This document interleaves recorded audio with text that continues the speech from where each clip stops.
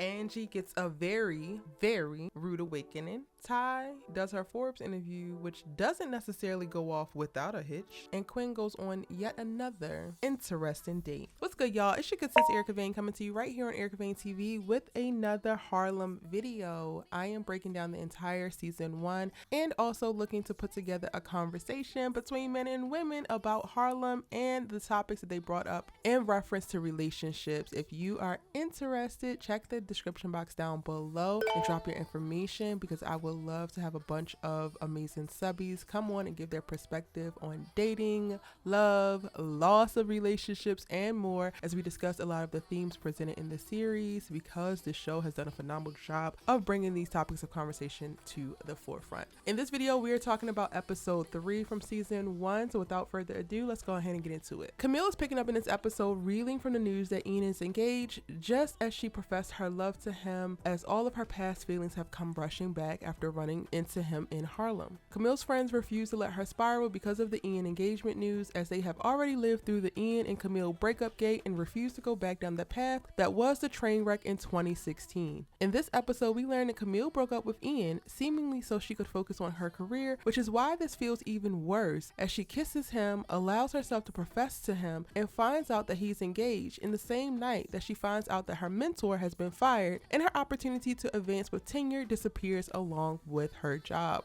She gave up her relationship to make traction in her career, and 4 years after the breakup, she is seemingly in the same place that Ian left her after she broke his heart and went on to chase his dreams in Paris. In an effort to get Camille out of the house, they take her to a janky Groupon Black Girl Magic show, which allows us to see the girls reconnect and drop into where they are in life and their priorities at the moment. Aside from Camille, a major story arc in this episode is Angie and her delusion around her life decision and what she deems worthy of her time and attention, as she tries, and emphasis on tries, to see herself back to the path of stardom. Quinn is gushing in this episode over Daniel, whom she has yet to meet and only connects with via text, and it reads catfish for sure. Things are looking up when Quinn receives a video call to invite her on a date with Daniel, proving that he actually exists, and one of the best lines of the entire series comes from Camille, who says in response, "It's a sad day for society when all a man has to do is exist." When Quinn arrives at her date, it turns out to be a timeshare presentation or network marketing something, but clearly a pyramid scheme that Daniel has used the dating apps to fill the seats of. It's about 50 or so single and struggling women hoping to get a date with him. Ty is focused on her Forbes interview at the top of the episode, and the interview turns out to be with her hookup from the club, creating a contention point that pulls Ty into an uncomfortable position and seemingly creates a space for the article to go awry. They debate over the concept of Q being a dating app for POC queer people, and how Ty openly denounces dating outside her race, but didn't mind hooking up with the white interviewee the night before. If their roles were reversed, that would be a fetish. Ty is left stumped. She invites the interviewer back before the end of the episode to clarify, and they hit it off and tighten up the article in a very sexy fashion. Camille meets her mentor's replacement in this episode, Dr. Pruitt, whom she overshares with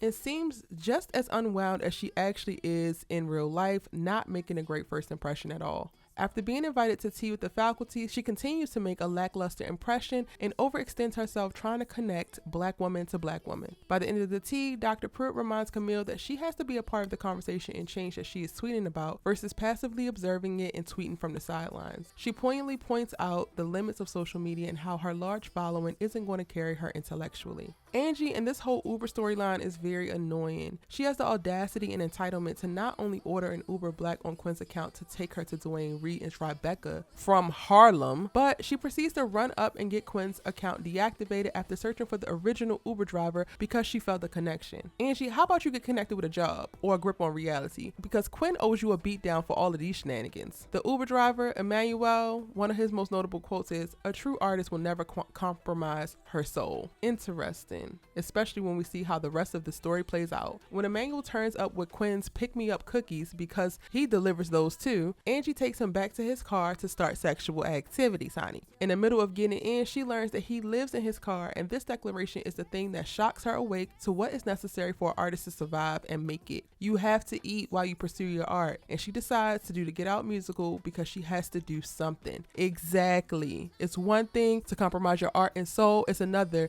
to not be able to house and feed yourself. This is an expensive lesson for Quinn, and she has to pay it, but at least Angie learns the lesson, I guess. The crew discovers this French cuisine restaurant that replaces Ray's in Harlem early on in the episode, and this introduces a deeper conversation on cancel culture and gentrification as Camille considers whether she should speak out on the new development or not. Before Camille can start to soar on cloud 9 from a successful speech at the protest, which she ultimately decides to do after hearing Dr. Pruitt's wise words about her sitting on social media and not actually getting involved, Camille gets confronted by Ian, who happens to be the head chef of the restaurant that she is protesting. And this leads her back into the spiral that we saw at the top of the episode. Y'all, I absolutely adore Harlem. I think that they did a phenomenal job with the first season. Each episode is funny, makes a statement. All of the women are relatable but still very diverse. I love how they interact with one another. Let me know what your thoughts on episode 3 were in the comment section down below. And then again, check the description box